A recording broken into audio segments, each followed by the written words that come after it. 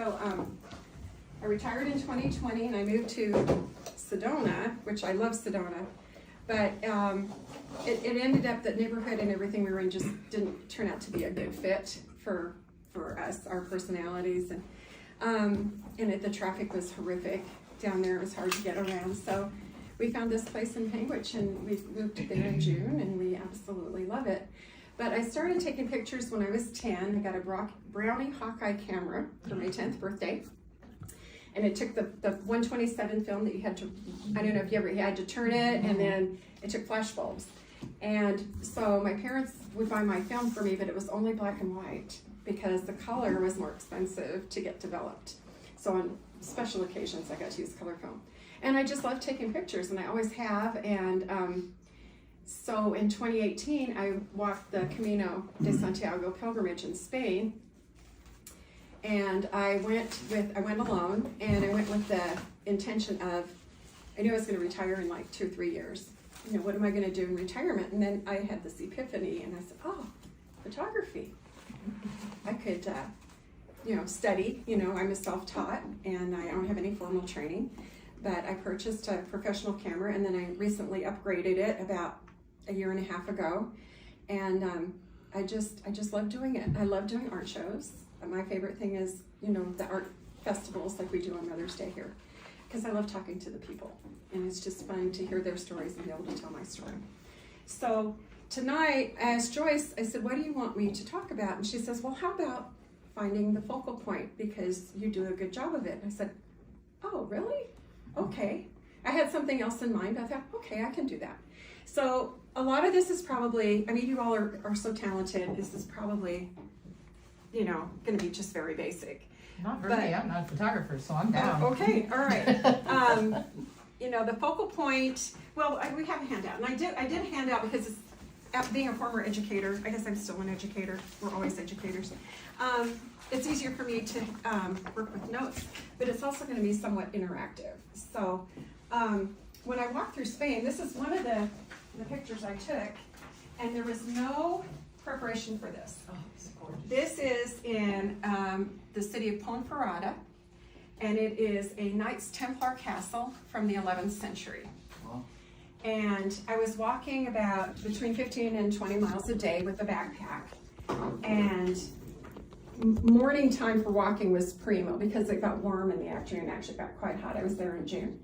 But I took time off to go through this castle, and I just came around the corner and I just snapped this picture with my phone. And when I got home and actually opened it on the computer, and I saw, oh my gosh, there's a lot there. And so this one has actually quite a good example of several different techniques for finding a focal point. So we'll come back to this later. But what I loved when I got home is I didn't notice all these little pops of green in between the stones here. And so I call it Brute, it's right there. It's just, a lot of more detail emerged as I opened it. I use a iMac for doing all my photography work, my digital work. I love my iMac. I've had it since 2017, and I do use Photoshop, but I'm just still entry-level Photoshop skills because it's so much to learn. Mm-hmm. But I can do some basic stuff and move some things around. I can take things out that are in the way. Like our house, we have a beautiful view, but there's this big telephone pole always right in the middle of my picture. So to take the telephone pole and the wire out. But anyway, so this is the Castillo Gate, and it used to have a longer name, but people couldn't pronounce the Spanish, so I thought, oh, Castillo Gate's okay. Anyway, all right, we'll come back to that. Could you tell us exactly which Photoshop or which is it? I subscribe, so I pay a monthly fee, so it's updating constantly. I'm sorry, I don't know the number of the version, but I've had it for about 3 years. So, and when I open, and we'll talk about that a little bit later, about how my flow when I'm processing stuff. Okay. So a focal point is important because, and this applies to any work of art, painting, acrylics, and anytime we're creating an image, even if it's an abstract image, if we have an intention of what we want our viewer to focus on, if we want something, there's a way to structure our work so that it draws the viewer in. It makes the difference between that okay photo and that great photo. And so, so this is actually related to, I did some research also before coming to this. It's where we want the eye of the beholder to be drawn. The area of the photo that you want the viewer to focus on. So, I see photography as telling a story. You know, we want to tell a story with our art. And we may not think about it at the time, but really, it's interesting because when I do the art fairs like this one, I get a lot of questions on this. Like, where was that taken? And people want to know the story behind things. So we want to be able to communicate that effectively, and having a focal point to our work helps us do that. So in any genre, I'm on the second page now, we're telling a story with our art. Even in abstract pieces, we have an intention, a message we're sending to the viewer, something we want them to walk away with after viewing the image. I like, you know, people, I call them the bee-backers that I get at the art fair sometimes. Oh, I'm not going to get it now, but I'll be back. And then they never come back. Yeah. But you know that they're thinking about it enough that they're considering possibly coming back to it. They liked it. And so having a clear focal point invites the viewer to look more closely and to draw them into our story. Because our art is really an extension of us. It's the way we perceive the world. So we want to be able to share, at least I feel like I want to be able to share that with people. So there's several techniques that will help us establish a focal point. And ideally, if you can think about it as you're composing the photo, so when I'm looking through the viewfinder in my camera and I'm looking at the frame, sometimes, well, a lot of times when I go out to shoot, I'm taking multiple pictures from different angles until I get the focal point that I want. And the one that I consider that best is going to have certain attributes, and ideally. So here's some strategies that we can use. We can use the rule of thirds. Do you all know what the rule of thirds is? Mm-hmm. It sounds very familiar. Like something I learned in school. But... Yeah. So we'll talk about that. Odd numbers. So if you're taking a group, like an arrangement of something, like if you have 3 dogs, or if you have a group of dogs, 3 is going to be more visually interesting than 4. 5 is going to be more interesting than 4. So if you have an odd number, because that way there's always one that kind of stands out from the rest. You can use highlighting, and we can do highlighting in a processing program, a post-processing program like Photoshop or Lightroom, or even on, if you have an Apple device, the Apple device actually has a really good photo editing tool. That's what I used until I sprang for the Photoshop. We can use leading lines, and I was looking at a couple of these. That one has really good leading lines. It looks like it's maybe a railroad station or something. We were talking about that earlier today, trying to figure out what it was supposed to be. Yeah, let's see. Does it have a title that tells us? It has a title, but the title didn't mean a whole lot.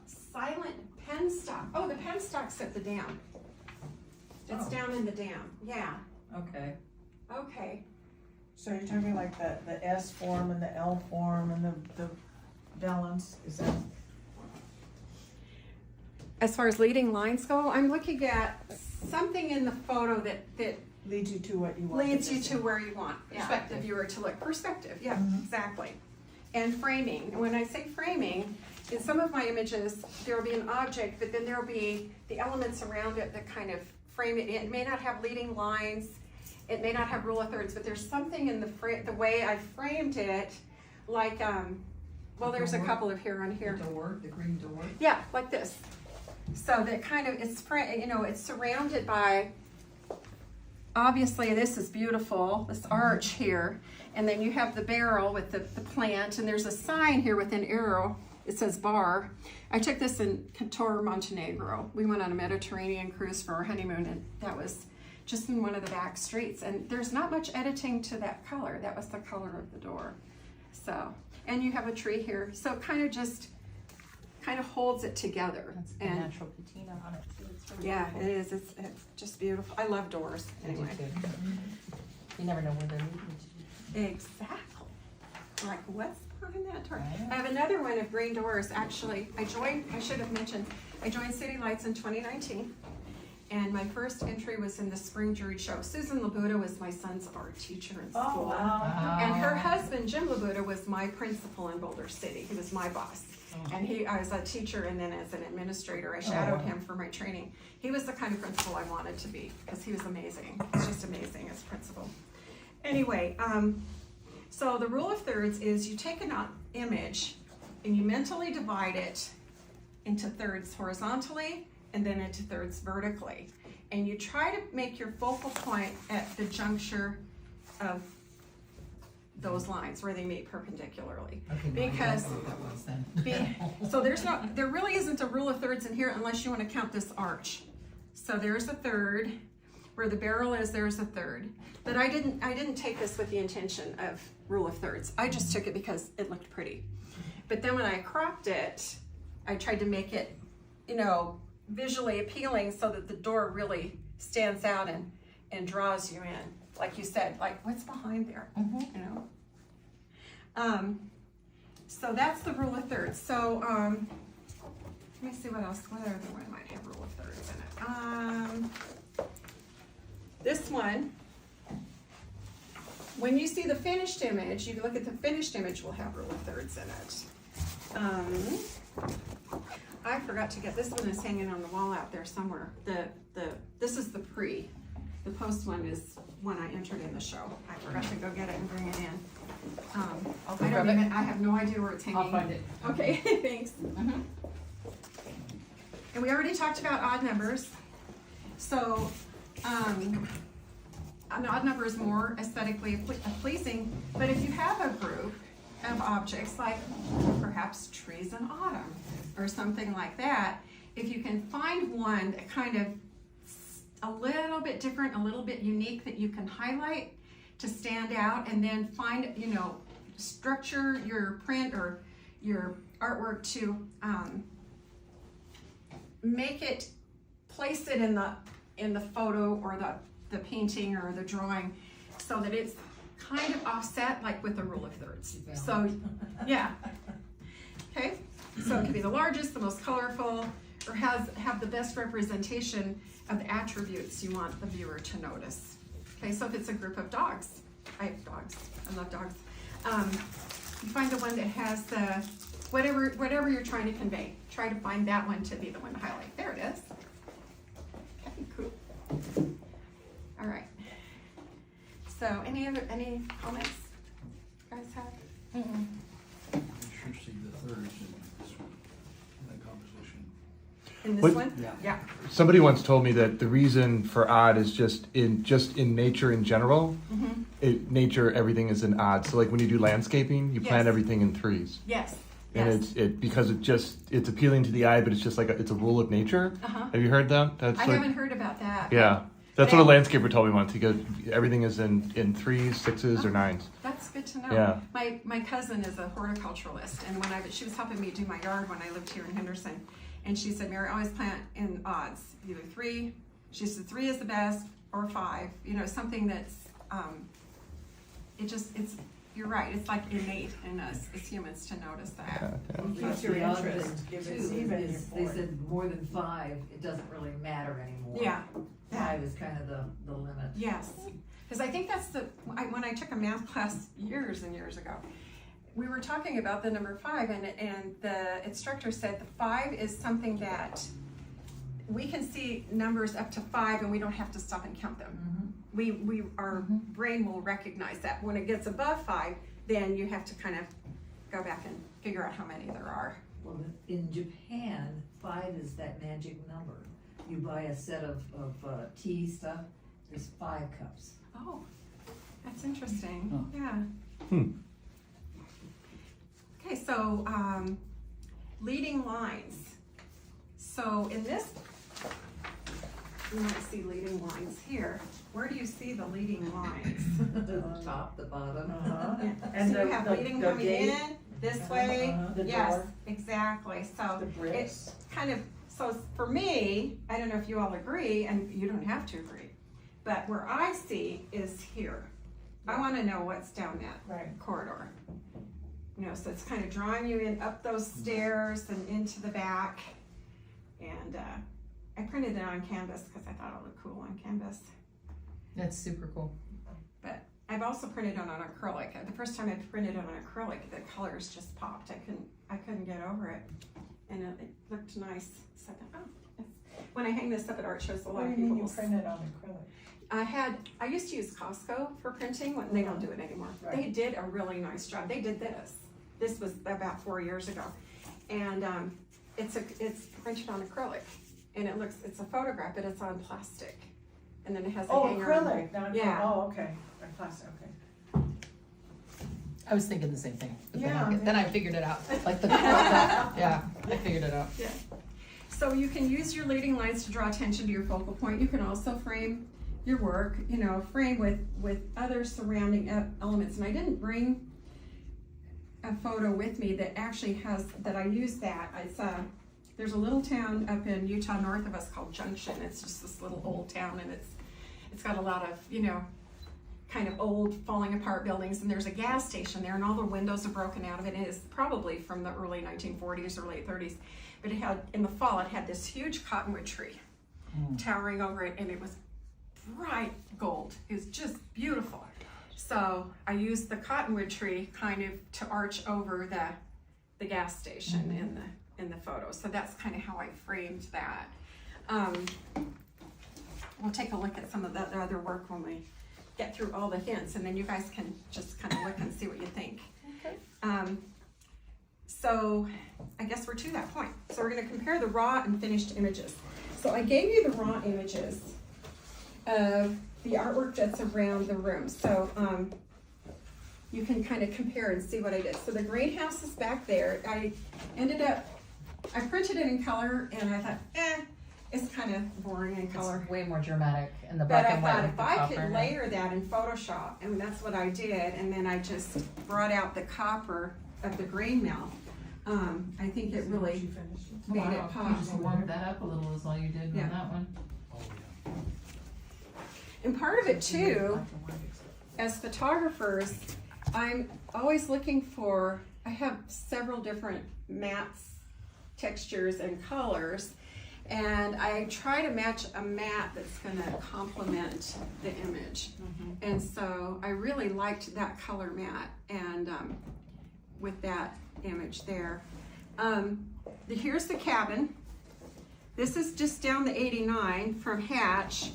And we were coming over from Duck Creek, and you come over from Duck Creek on the Highway 14, and it intersects with 89, and 14 runs east and west, and 89 runs north and south. But that light, this was about 5 o'clock in the afternoon, and the sun was just brilliant light shining on these cabins. And I tried to tone it down. You can see it was pretty washed out. So I adjusted the exposure on it, and then I tried to pull up, there's red in the rocks behind the cabin, and it really didn't show well in the raw image. But, so I tried to, just pick it up a little bit so you could see it behind the cabin. Was that done in Photoshop? It was, yes. So with this one, again, rule of thirds here, and about, there in the tree, but mostly in the bottom, the foreground. I cropped it. I like this corner of this fence, but I mean, with this, there's just too much else in the picture. And I wanted the eye to go to the cabin. I wanted this corner of the cabin is where I wanted the eye to go. So I cropped it, yay and yay. And, but I still wanted the foliage and this little bushes here in the foreground. So I left that there. And then I cut down the mountain a little bit so you don't see the top of the mountain in the finished shot. I hate to ask, but can you explain the rule of thirds to me again? Because I'm not getting it. Okay, so you divide, mentally you're gonna divide your picture. And you know what, some cropping will do that for you. And this is not when you're taking the image, but when you're actually cropping it. when I'm cropping it. Okay, Yeah. okay. That's where I So, kind of got lost. But even when I'm taking the photo, I'm kind of making I don't know, it's just something, I guess, innate, you know, figuring out what's gonna look good, you know, in my mind. I have kind of an idea of how I want it to look when it's done, after I've processed it. So a third here, a third here, and a third here, and then a third here, a third here, and a third here. Look at the window and just add another row. Yeah. And that's your third. This one? No, on our window. Up here. Just add So another you'd row. have another row above it, then you can see Oh. third, 3, 3. And then you're. So like a grid. Yeah, six. it's a grid, yeah, A grid of absolutely. six. And you're gonna put it in the center of the grid is where you want the center of your photo? No, or- No, I want it, Never in the center. Never I'm in trying the to center. figure it out. No. See the corners of your third? Mhm. If it's where you want. The corner of each third is where The you want. intersection. the intersection. So if we take this left third here, and this bottom here third here, then that's where I'm gonna place my cabin. I don't want it in the middle. I Gotcha. want it to be Offset. offset. Got it. Yeah, Okay. I think it's more interesting Hence, if we all it's know why I'm not a offset photographer. a little bit. So Well, like she said, you can do that in the cropping. Mm. yes, You take your picture and then you crop to get what you want. and That's that's the beauty of photography Yeah. is you can move it all Yeah. all Yeah. around. well, and that's why I take so many pictures of one thing. I was taking an online course, and the instructor said, take lots of pictures, keep the best, delete the rest. You know, because otherwise you fill up your memory card. Yeah. And I have like 2 external hard drives. I have 20,000 pictures on that phone. I really need to delete some. I can totally relate. And I bought the new phone that has more capacity too, so I'm Yep. just addicted, yeah. So, let's see. Okay, so the sheep camp back there. Let's take a look at that one. Is that the Ruby Mountains? Is that the sheep No. camp, the Ruby Mountains? No, they do have, these are for sheepers, basts do that. This is actually near Bryce Canyon. It's in Cannonville, which is a little town. Okay. Just, you go, Good.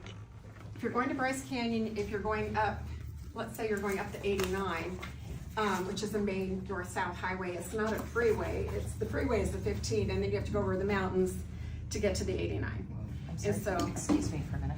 I've got this phone calling me. if you go to Bryce and then you continue east and go down the other side, then that's where this was. So you can see, Wow. if you look, I did a layer. Yeah. I layered the foreground on top of the Milky Way shot.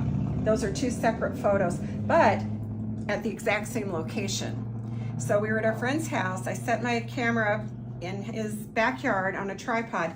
This is his sheep camp. Kenny is a cowboy. He's a cowboy poet. Wow. He does, he sings Western songs and he does perform. And but he's had this, and it says Home on the Range. It's a 1920s sheep camp.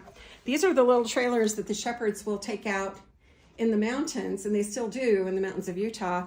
And they go out, to pasture the sheep in the higher elevations, and then they'll tow this and just, park it out there so they have a place to sleep. And there's no bathroom facility in it. It's just, at least not this one, but it's like a camper, That's beautiful. beautiful. And so I took this. It was about, well, you can see there's the raw image, this one, and it was in the summer. It was July, so that was probably about 8 o'clock in the evening because it stays pretty late there.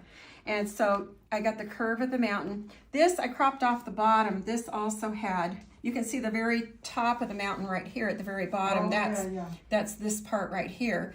And so I layered it in Photoshop. I put this on top, and then you erase it to expose this. And then I brought up the foreground to make it a little bit lighter so you could see the green, because you really can't see the colors very well in this one. So I just did the exposure, and then my husband said, oh, you know what? It'd be so great if there was a campfire, because there's no campfire there, but he does a lot of Dutch oven cooking and stuff, and so he has a rack, a really cool wrought iron rack, and he generally has a Dutch oven or something hanging from it. You can see the hook. So that's a Photoshop fire. Oh, that's so I learned how to do that.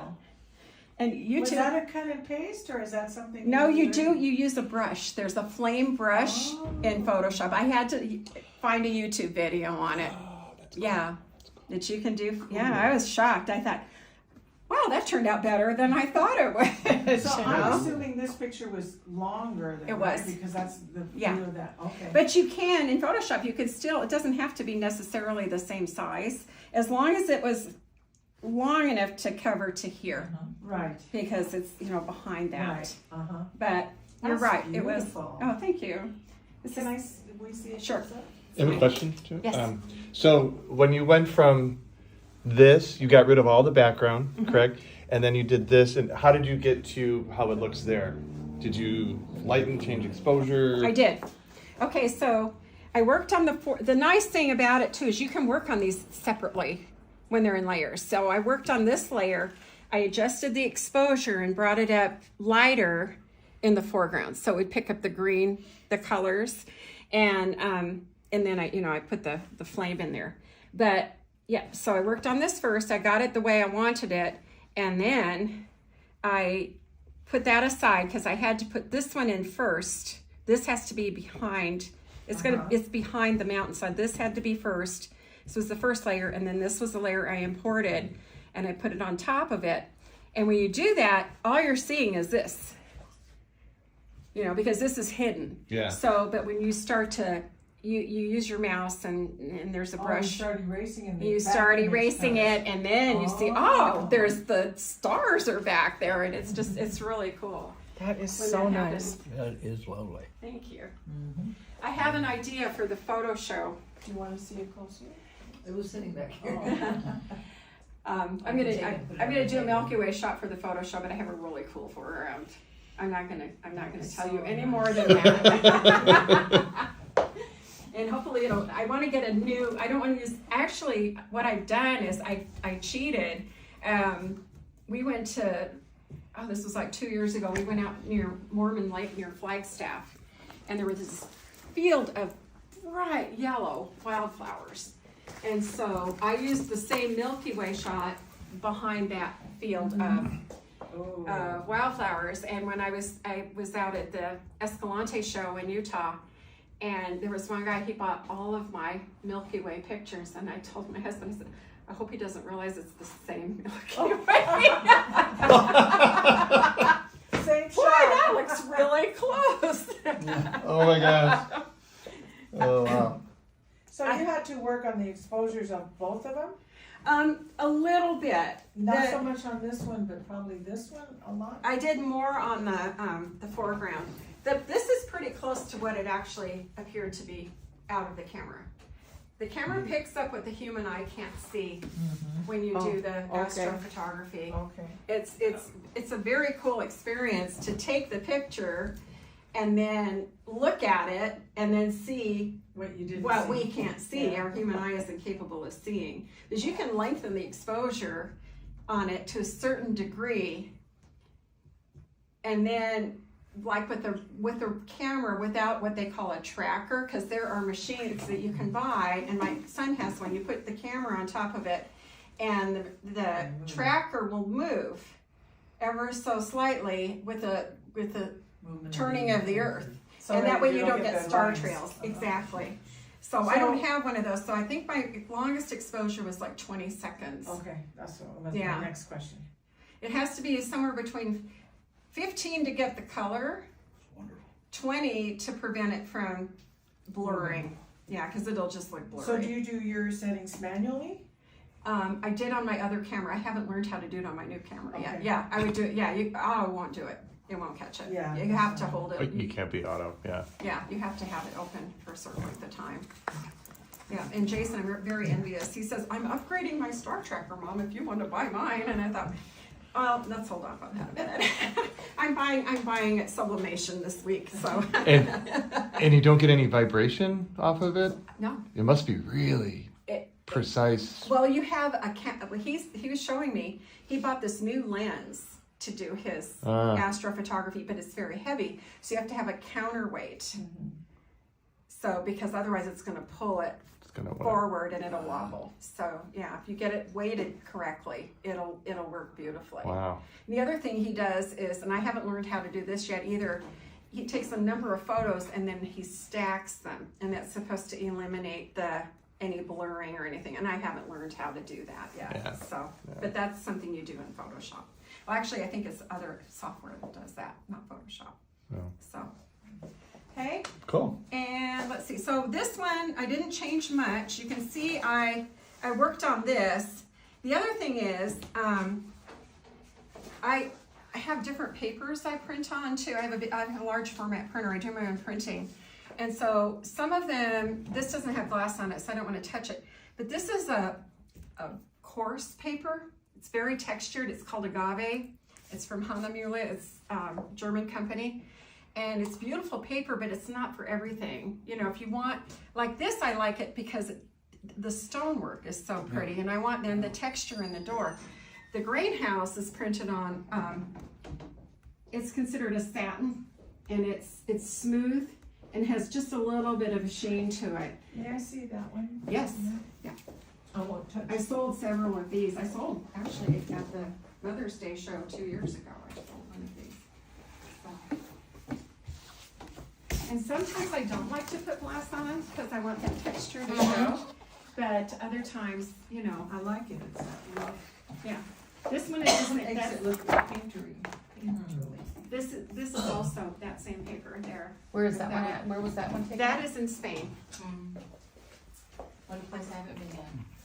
It is, I was amazed. I had never been to Spain. It was so beautiful. I had no idea how beautiful That Spain was was. my trip, that was where I was supposed to go, then COVID hit. Oh, So I we were canceled lucky it. we I got, haven't rescheduled it got yet. to the Mediterranean before COVID, Yeah. because that was Yeah. fall of 1919, or 2019. Yeah. So that one that Lola's holding, you can probably tell is this one.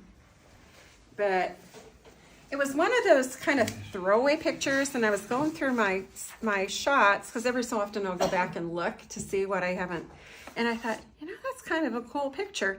So you can see I cropped it down quite a bit, because I wanted that rule of thirds. Yeah.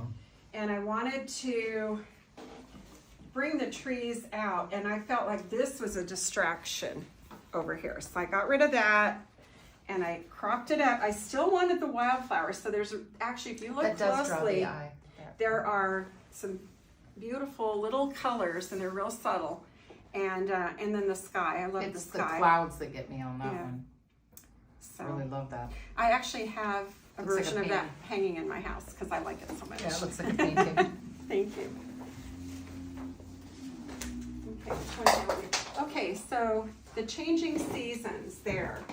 There is actually there's a version of that also hanging out in the gallery that, because I had to ship it to Christy, and she told me I could use her mailbox, I shipped my pictures to her, that I wanted them to fit in a certain size box. So I actually cropped it and printed it on regular paper and matted and framed it. And that would be kind of fun to look at. Is that one out there? It should, let me Okay, double I'll have to find check. Yeah, I think so. Well, it should be out there, I entered it, yeah. And we hung everything that came, so. Thank you. So you will see, when we get the other one, I had to crop it, so I had to figure out, okay, where do I want to crop this so that I still have a focal point? I really like this little tree right here, because it has all the different colors in it. This one does too. I like you left the branches that point up to the trees too, down at the bottom. Thank you. The The one with left. the brown. Uh-huh, yeah. There are, I actually took some things out of the foreground. And I didn't bring the raw print. But yeah, there was let me see, is this it? Let's see if it's in here. No, that was after I did it. There were some things that were kind of in the way and distracting, so I pulled them out with Photoshop. So, okay, so let's look at them together. And do you see where I cropped it? Yep. Right there on the right hand side of it. Where you got all three colors in there. Yeah.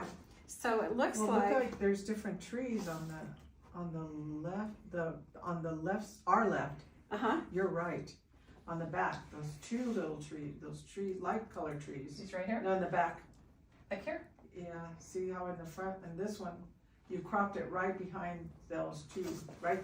No, I think the I other did side. it here. Yeah. Yeah. Yeah, I did it Yeah. here. I took Uh-huh. out this Yeah, because I wanted, these are all different levels, that I Yeah. kind of wanted things along the same level. mm-hmm, So for the focal point on this one, I think it was aiming for this tree right here. That's nice. We just drove over there, what day was it? We were up there Tuesday. Yeah, Tuesday. And these, of course, are all just bare right now. I said, oh, there are my trees right there. Naked. Naked, yep. So, yeah, we had really good color this year. And the thing too with this picture is the wind was blowing, so the leaves were kind of, you know, the quakies were quaking in the breeze. So it's not as focused as I'd like it to be, but I still think it's a nice shot. So anyway, I love fall. It's my favorite season. Mine too. Can I get a smiley? Oh, sure. There we go.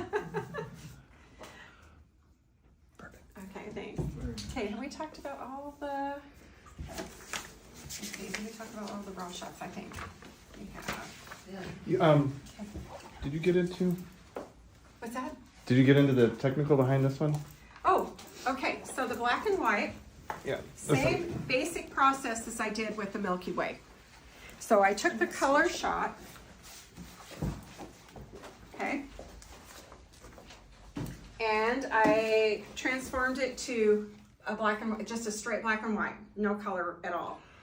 And then I put the colored one on the bottom, the black and white on the top, and I just went over the, So you The have nail. to really be real steady to take, oh, but what's nice in Photoshop is you can make your brush teeny tiny. okay, And if you make a mistake, you just go, you know, do the undo, yeah. and it'll undo.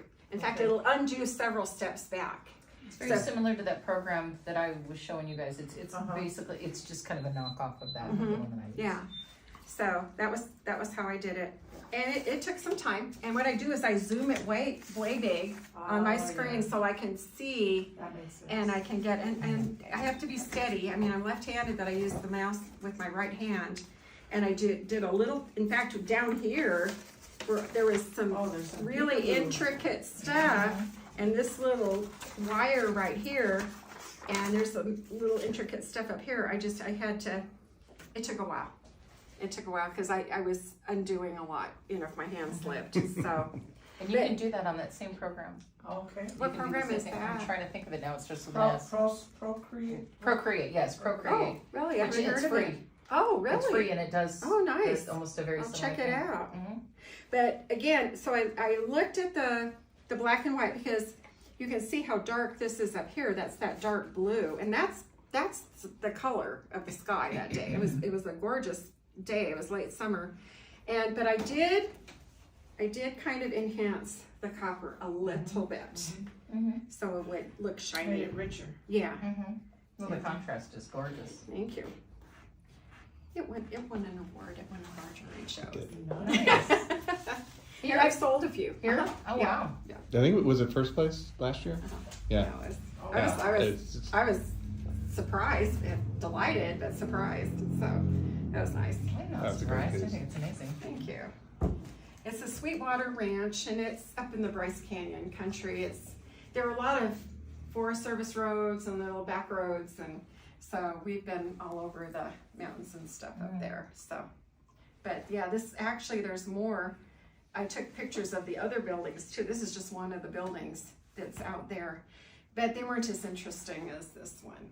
And the grain mill is from Ohio. It says somewhere Ohio on it. And my husband's from Ohio, so he thought that was kind of cool too. So, okay, I think we did it. Did we go through all the ones? So you do your own printing? I do. And how does the paper work as far as, is some of it like extremely expensive now, you know? kind Some of it is. It's actually, but it's far less, in the long run, less expensive than sending it out. And what convinced me and my husband's been very supportive. He encouraged me to get the printer. I wasn't sure because it was an investment, you know, it was some money. But Which printer? I got the Canon ProGraph 2100. Now mine will do 24 wide. You can buy larger ones that were about double the money that will do 48s. I've looked at the price of those for doing my own art prints. Yeah. So I buy the paper on rolls. So far I bought 2 different types of paper, and I've had the printer 2 years, 2 or 3 years, 2 years, I believe, and I'm still using the same 2 rolls of paper I started with. And in fact, I keep a spreadsheet of all of my work. I keep an inventory, and I put a note in there when I, started with the new printer, and I think I've printed about 150 prints. Have you changed the ink? Is the ink Yes, still? I had to. Well, because when you buy one of those They printers, give you a little bit. they give you like, Yeah, but you the know. ink on those. it is. It's over $1,000 Yeah, to replace the yeah. ink, and I just replaced Holy it kids. last year, but even the little bitty ink lasted me almost 2 years. So I'm thinking. And how many prints do you think that was? Came out of one cartridge of ink? How many prints? Over 100. It was over 100. Okay. Yeah. So it should be like quadruple that with the full tanks. now. Yeah. Okay. The challenge of having that thing was moving it. We moved, and our movers, we hired professional movers for most of our stuff, and we ended up taking a U-Haul for the rest. But the heavy, clumsy stuff, my husband's 70, he shouldn't be 71, he shouldn't be lifting anymore. I mean, he's got back issues too, but the printer's pretty heavy. It came on a pallet. It came on a pallet. It was delivered by freight, and I was working with the guy that I ordered. I ordered it through Freestyle Photography in Hollywood, California, and the man who I was working with, he said, "Now, Mary, you're gonna have to clear space in your garage because it's gonna be the size of a small car." Wow. And because we ordered a stand with it, so the printer itself is about this wide, and it's about that deep, and it's about that tall, and it sits on a stand with rollers. And then you lift up the top, and the bottom lifts out, and then you have the roller for the paper. You pull that out, and the paper comes on a roll, and it has a cardboard core, and it slides, and there's a little bracket that grips the roll, and you put the roll on there, slide it on, and then you feed it through the printer, and the printer does its magic and calibrates it. I have not calibrated my monitor to my printer, and it seems to be very close, very true. So I do have a calibrator, I just haven't taken the time to do it. So on the printer, there's a monitor, and what you see on that monitor is what's gonna be printed. Actually it's in the software, and it shows up on my Oh, computer. on your So there's computer. Okay. there's software, and they communicate wireless. No, they're hardwired. Hardwired was recommended. It's better. It's Oh, so you're directly wired into the printer? yeah, it's hardwired. Yeah, to my computer. And so I adjusted the brightness on my monitor. So the Macs are very bright, and they see a lot of colors. But he said, go down to like 40%, and you'll get a truer image. And he's right. And then it gives me a preview when I, import the pictures, and then it goes into it brings up the roll, and I give it the measurements and how long it is and how wide it is and how many slots I could fit on there for different measurements of photos. And then at the bottom, it gives me a little preview of how they're going to look. And if I don't like the way they're going to look, then I will go back into Photoshop or into Lightroom, and I'll change the exposure or bring up the color that I want it to produce in the print. And then I go back and look at it again, look at the preview and see if it's where I want it to be. So But you're having someone else print them on these. On right? this so far. Now with my new sublimation printer and heat press, I should be able to do something.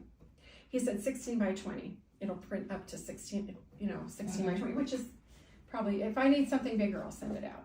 Yeah, I'm not gonna try to, Wrestle wrangle that. 48 by 60 or something like Now, that. when you do that, see that bracket that's in the back, is that something you're gonna be able to do, or is it straight, the straight panel? I can do it. I have to order the parts that they are available. There's a supplier. We were watching a YouTube video the other day, and yeah, these bolt together, and then you use double-sided padded tape, and it adheres to the back. Okay. Yeah, it's pretty slick. I'm actually. curious to know what that double-sided tape is. It's 3M. It looked like it was about an inch wide, maybe 3/4 to an inch wide, and he peeled off the one side and then he would put it, you know, down on the, Just a permanent double-sided tape. it is, Yeah. yeah. Got a question? So when you shoot, are you shooting? I'm doing this for the video purpose. Uh-huh. It's a JPEG, PNGs, RAW files. Raw Yeah. files. What you Raw files. strictly RAW files? Yeah, I Okay. do raw files, and then I change them, if I want to change them in Photoshop, I'll change them to, usually to a TIFF. Yeah. You know, out of Photoshop. That's what I use. Yeah, and I use the, you know, the Adobe Working Space, but I change them to a TIFF initially, which is a very large file, but then if I need to duplicate them for, I don't know, maybe to send in with an application or something, then I'll change it to a JPEG. Okay. Yeah, because a lot of people I've talked to, they don't realize that, you know, we live in a world of, you know, cell phones and everything, and you tell them, oh, you're shooting RAW, and they just look at you like, okay, and it's a, you know, yeah, usually that's the preferred if you're going to do really good quality work and blow up things really big and all that. Yes. So yeah, that's where all your, basically it's where all the raw metadata is at. Yes. You know, you get some of that in a JPEG and a PNG file and that, but it's when you shoot in RAW, which the files are generally just ginormous, and but that's, you've got a whole lot more, what would you call it, detail? Yeah. Detail and a lot more of the story behind the photo that's actually there. Yes. Yeah. Okay. And But that's a the RAW great, comes from your camera, yes. not from your phone. I don't believe you can shoot. I have not heard of a phone that shoots RAW. I Yeah. haven't either. No. Yeah. Yeah. This is like the newest iPhone iteration. Yeah. And my husband encouraged me to get it. So, and that's one of the things I tell people is Yeah. that's what makes the difference between shooting with something like this, which you can get really good quality, Yes. but then also shooting with professional equipment that costs a small arm and a leg and a It's- lens and everything else too. So It's an yeah. investment. I look Oh, at it is. it, Yeah, it's and you huge. know what? This is my retirement, and this is my business, and I'm hoping to grow it. You know, and it is. I mean, each year it gets a little, you know, better What and is better. your favorite kind of camera? I have a Nikon D7200. I had a 3400 to begin with, and I bought that in like 2016, and it was a great learning camera, but I'm getting much better quality from the 72 because it sees more detail. So you're shooting these with a 72? Yeah. Oh, okay. It's that you're getting phenomenal. So I still have a 56. Oh, huh? Yeah. Yeah. And I thought you were shooting with like a mirrorless. No, my son These are sold me his camera, the 7200, so he could buy a mirrorless. Yeah. And that's what he was in southern Utah Wow. last weekend, and I said, did you get any astro photography? Because he loves doing that too. And he got a really nice shot of Orion and the Horsehead Nebula, and I guess it's the Orion Nebula that's down in it's in the Sword. It's one of the stars in the Sword. Yeah. He was showing me that before I came over here. So I would like to get to that point.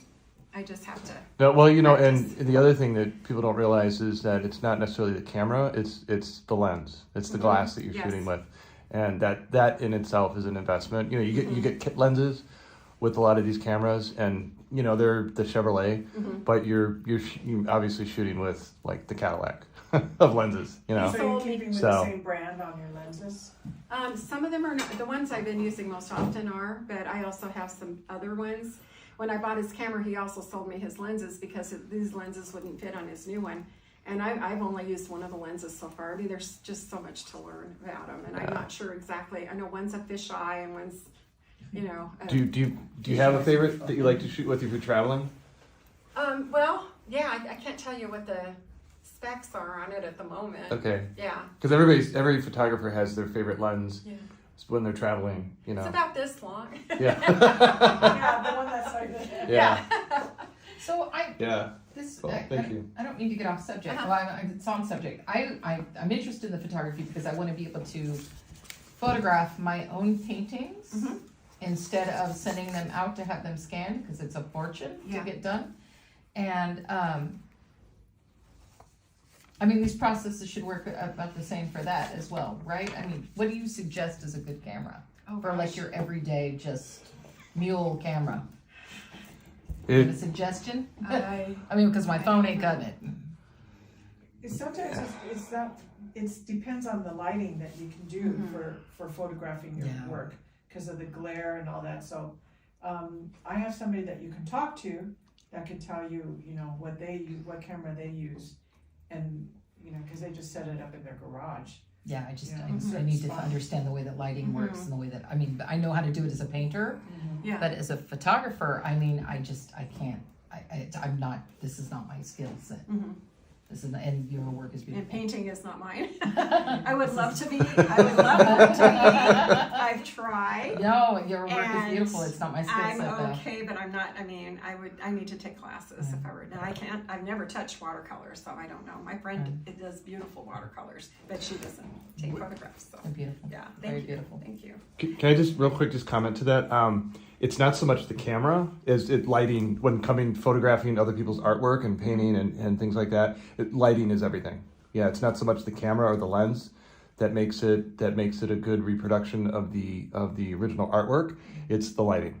You know, even But I if can do it, right? With a camera, it doesn't have to be scanned in. I mean, people do. Yeah, this, no, you right? can do it with a camera. Yeah, Okay. I've done artwork, photography, and stuff, and it's done, but it's all in the lighting. Okay. Because you take your painting and you take it outside in daylight, and then you bring it inside under fluorescent, and then you take it and put it in incandescent and all that.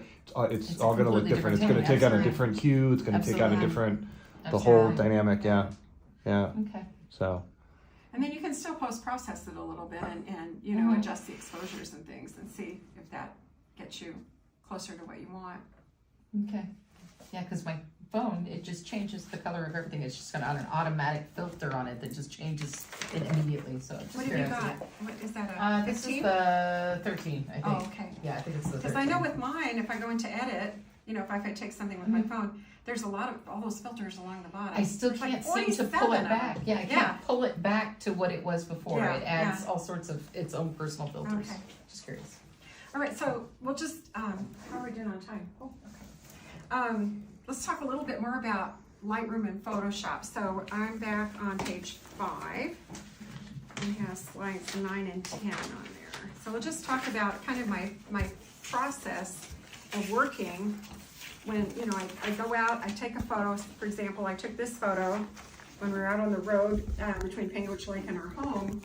Stan pulled over, and there was a lot of foreground in this that I cropped out, and I don't have the original on the papers I brought. And there was also some other rocks and some other like shrubs and stuff that was just like interfering. It was distracting, that's the word. So I cropped, you know, I worked those out and I looked at the exposure. I cleaned it up before I adjusted the exposure. So if you look at the top slide, that's where I begin usually is the exposure.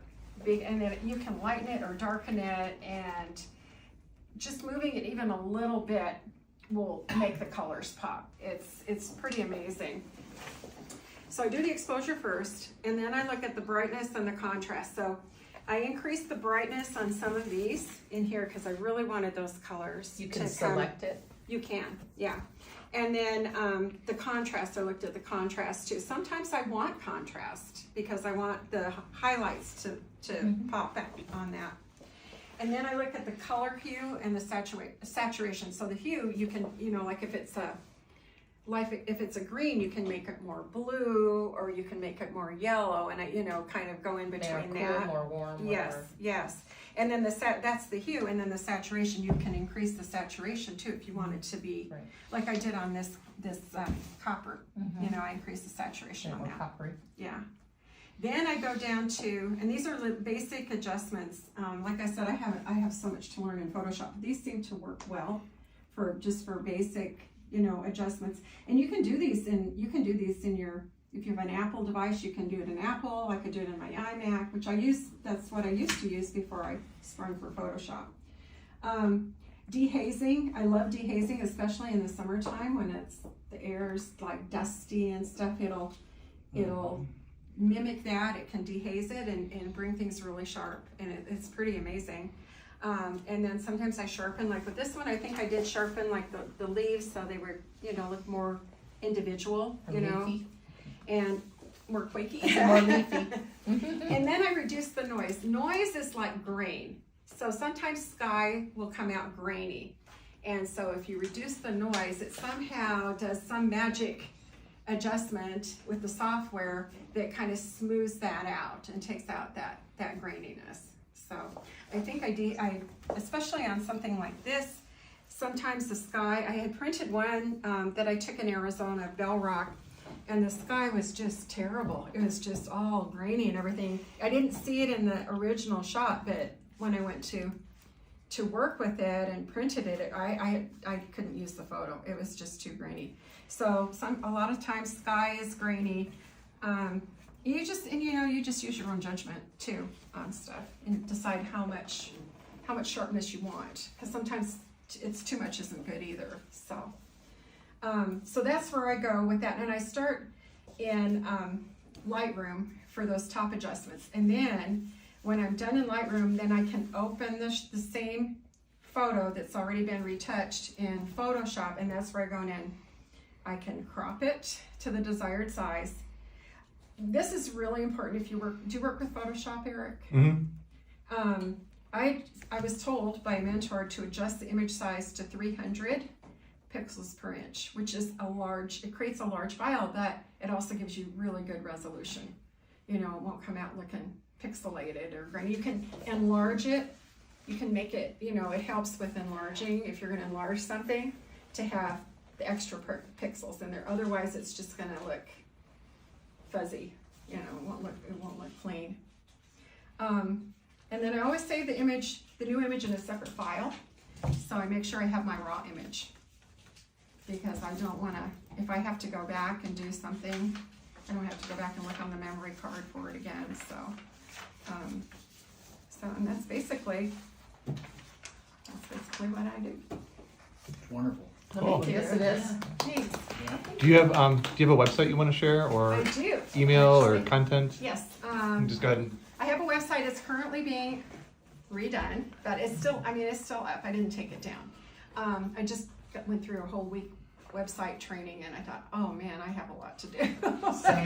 Same. I'm in the middle of it myself. Streamline it. I've got to take down some of my old stuff and streamline it.